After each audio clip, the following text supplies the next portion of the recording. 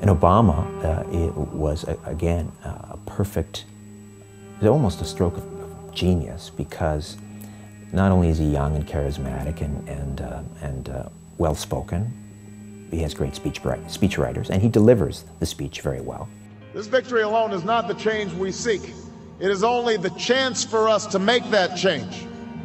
And that cannot happen if we go back to the way things were. It can't happen without you, without a new spirit of service, a new spirit of sacrifice. So let us summon a new spirit of patriotism, of responsibility, where each of us resolves to pitch in and work harder and look after not only ourselves but each other. Our stories are singular, but our destiny is shared. And a new dawn of American leadership is at hand.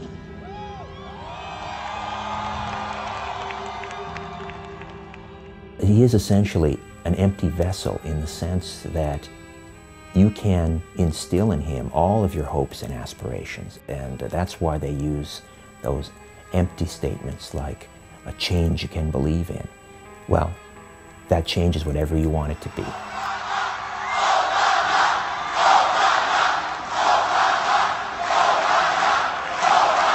Thank you. Because he is essentially the everyman. It doesn't matter if you're right or left or centrist. You pin all your hopes and aspirations on this guy. And he's going to be required to make some horribly difficult decisions that are going to, again, further undermine individual rights and rights to privacy, etc. President Obama's Justice Department now not just defending Bush officials from lawsuits surrounding National Security Agency domestic spying, but seeking to expand the government's authority by making it immune from any legal challenge regarding wiretapping, ever. Welcome to change you cannot believe in. We're going into probably a very deep recession, maybe even a depression in the United States. I think there will be some civil unrest there. And it's going to be, again, much more palatable to the American public to have someone like him bring in things like martial law, perhaps in certain areas of the country, rather than someone from the right. And that's why he was picked. When was the last time anybody had a real president, in your opinion? Who was the last real president of the United States? Probably John F. Kennedy. That wasn't just the assassination of a president, that was a coup d'etat. You create the disease, in this case, an economic crisis, in order to offer the cure, which will be further integration of world economies. And Henry Kissinger is talking a lot about this right now. Suddenly he comes out of semi-retirement and is very excited about this economic crisis and the opportunity that arises from it, and that is for further globalization. There's a need for a new world order. In the next few years, a solution will emerge, that people will look into that cauldron and decide that they have to learn their limits. But I think that at the end of this administration, with all its turmoil, and at the beginning of the next, we might actually witness the creation of a new order. The president-elect is coming into office at a moment when there are upheavals in many parts of the world simultaneously. But he can give a new impetus to American foreign policy, partly because the reception of him is so extraordinary around the world.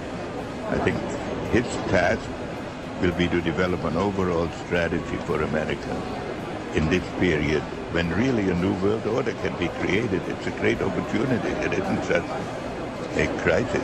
Globalization in terms of the economy is already accomplished, but the creation of global institutions. I think buried somewhere in here is the beginnings of a global regulator. Show me where. We may not, well, we may not see it this year, we may not see it next year, but they have opened up the idea of there being some form of other regulator across countries, and I think that's going to come So back. is this some sort of a new world order, which Gordon Brown kind of alluded to? I think a new world order is emerging, and with it the foundations of a new and progressive era of international cooperation. We need a world of shared global rules, founded on shared global values. And what all these challenges have in common is that none of them can be addressed by one country or one continent acting alone. None of them can be met and mastered without the world coming together.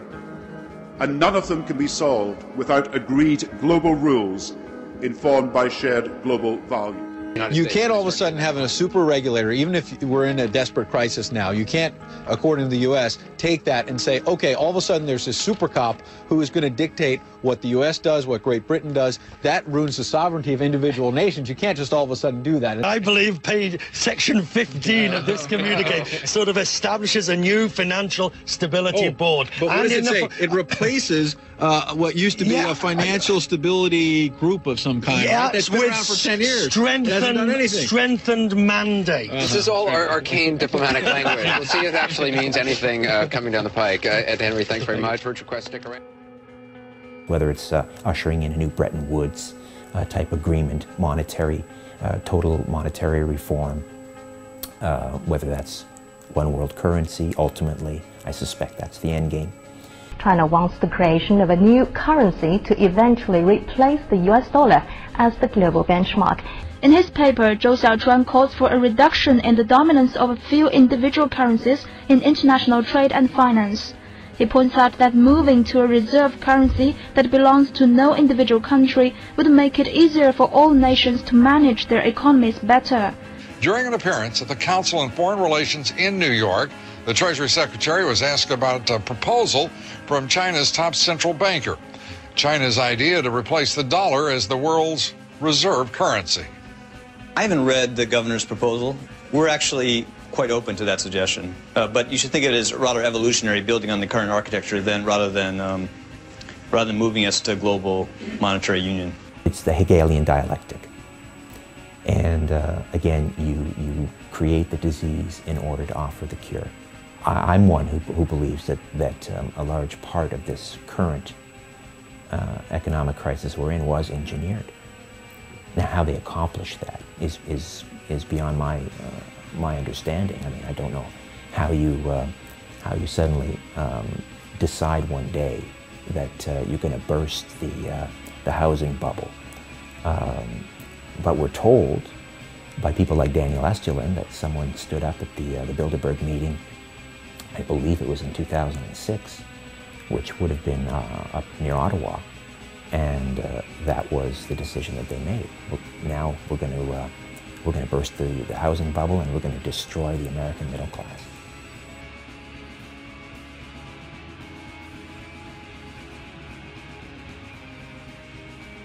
And what, as you mentioned, the Bilderberg Group, what's the Bilderberg Group for people out there who are aware? The Bilderberg Group is a group of the world's richest from all walks of life. Members of the royal houses of Europe attend these meetings, which are held every year in five-star hotels. This all began back in the late 1950s at the Bilderberg Hotel, and I believe the meeting was first organized by Prince Bernhard of the Netherlands. And they've been meeting every year since then to, I guess, stage manage as best they can world events and further control the world's resources. Industrial moguls, media elites, vice presidents, senators, future prime ministers, future presidents. President Clinton attended his first Bilderberg meeting in 1991 and met with David Rockefeller. Rockefeller gave him a master's class in globalization and said to him, "Mr. Clinton, the governor, I hope we can count on your support in this scheme." And Clinton nodded his head, "Yes, sir." And David Rockefeller replied, "Thank you very much, Mr. President." And of course, a year or two later, this totally obscure governor of a backwater state became president. Nobody had heard of Bill Clinton. All of a sudden, as soon as he threw his hat in the ring, the major media outlets are pronouncing him the golden boy and the front runner. Nobody knew who Bill Clinton was. Just like with Obama. Exactly, exactly.